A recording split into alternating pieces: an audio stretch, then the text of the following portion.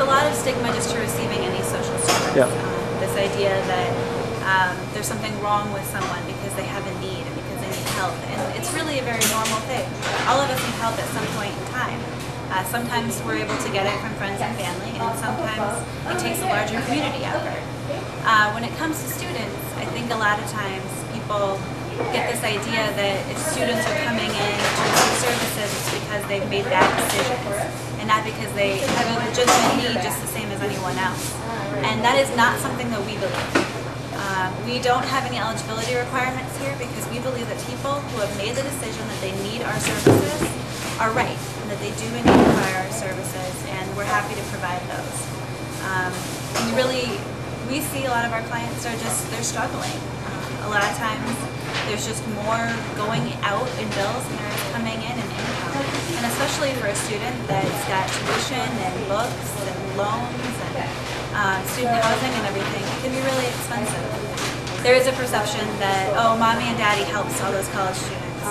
They get paid for by their parents. Well, I think that a lot of parents maybe intended to do that, and with this economy, that was not an option when it came time for their kids to go to school. Or the kids did have jobs, the students had jobs, they were able to support themselves, and they lost those jobs. A lot of those kind of low-wage, part-time jobs have shut down with this economy.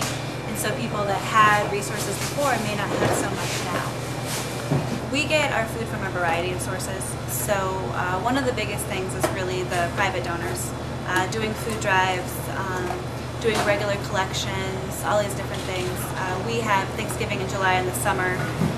There's Stamp Out Hunger with the letter carriers. There's the Boy Scouts Scout for Food in November. So there's a lot of different drives, and we get about 75% of our food from private donations and drives like that. The other 25% we have to purchase, and we purchase that through the HACAP Food Reservoir in Hiawatha, and that is the Feeding America location for our region. So Feeding America is that national